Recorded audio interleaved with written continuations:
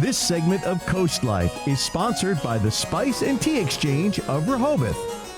Well, the holiday season is here, and if you're getting a little bit of a jump start on some of your shopping and you've got a tea lover in your life or a cook in your life, the Spice and Tea Exchange on Rehoboth Avenue in Rehoboth Beach is definitely one of the places you have to check out because they have so many delicious teas, some of which we're going to spill today. We are. What tea are we drinking today, Charlie? Here's what we've got, and I'm pretty excited about this one, just reading it. I haven't tasted it yet. This is the Banana Nut Muffin Herbal Tea.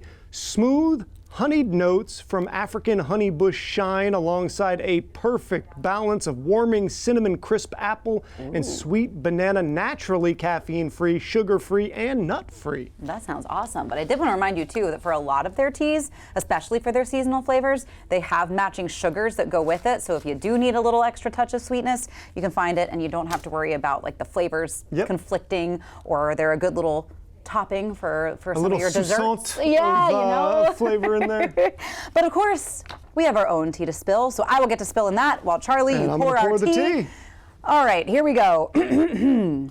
I went out to dinner with a group of my girlfriends a couple days ago. I was the designated driver for the night, so I had planned to just enjoy the food and the company. When our meals came out, mine looked especially beautiful. It was steak with gravy, mashed potatoes, caviar. Ooh, the girls were spending. And even a small hibiscus flower on top for presentation.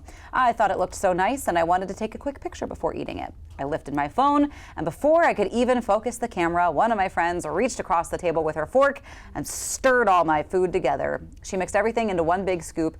I just stared at her because I could not believe that she had just done that. When I asked why, she said, "Taking pictures of food was cringe." The other two girls at the table looked uncomfortable and let out these awkward laughs, but none of them said anything. No one said it was rude. No one told her to stop. I felt embarrassed and a little hurt. I wasn't bothering anyone. I was not making anybody wait. Just wanted to capture the moment. I suddenly felt like I did not want to be there anymore. So I said, "I don't want to be here anymore," and got up and walked out, drove home. Once I got there, I texted the group and asked who ended up paying for my meal so I could send the money back. One of the girls who awkwardly laughed ended up covering it, so I sent her the full amount right away. Later, the group chat started blowing up, said it was just a joke, that she overreacted. Was she wrong for abandoning the group? So there's a yes and no component here. Yes. She was not wrong in being mad that her friend did this. You reach over on my plate and mess with my food? Them's fighting words right there. Maybe I'm one of these people, and I actually am, who don't really like my foods to mix, specifically. I don't want you mixing up my food. This is my food. I'm gonna eat my food the way I wanna eat my food. If I wanna take a picture of my food, it's my food. However, I also wouldn't have, because she ultimately did end up paying for this meal, I also wouldn't pay for a great meal and then not eat it. That's fair too, abandoning the meal entirely. Bare minimum, I'm calling Garçon to give me a box and I'm paying there and walking out with that, but I'm not leaving the food behind. So Charlie's issue is not that she left her friends, but that she left without eating the food, which is fair. It's not that it's my issue. My issue is with the girl that did this to begin with. She was definitely in the wrong, but I think that this was an overreaction as well. Both of them kind of acting out. I'd be really curious to know the age of the people here.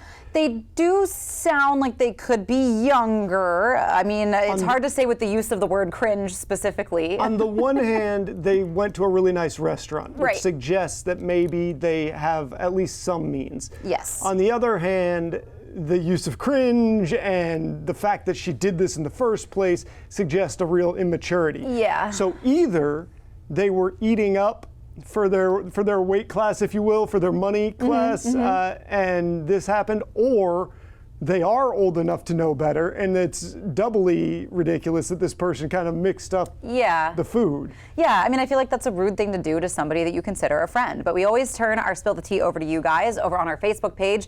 Carol says, the friend who stirred her food was way out of line. Steve says, I would have bounced as well. Find your own way home. Colleen says, yes, leave them. All in the restaurant was a little, or she says, leaving them was a little dramatic, but the girl was also wrong.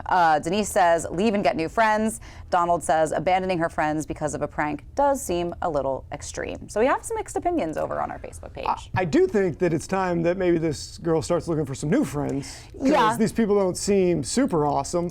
But yeah, again, I wouldn't have left the food behind. No steak left behind. I'm with you. I probably wouldn't have left the restaurant for the whole night, but I probably would have been sour about it for the whole night for sure. Yeah. But I mean, I think it might be time to consider some new friends and maybe not spend that kind of money with that group of people if they don't have your back. It's one of those things, like, it feels small, but I think it could be bigger when the moment counts. It feels disrespectful. Yeah. Like there is, I know it was an attempt to be funny, but it didn't really feel funny. And Yeah. it didn't seem like even the other two girls necessarily thought it was that funny.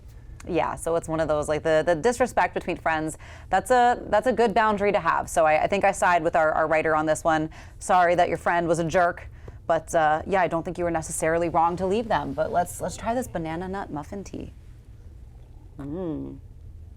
It smells really good before you even taste it.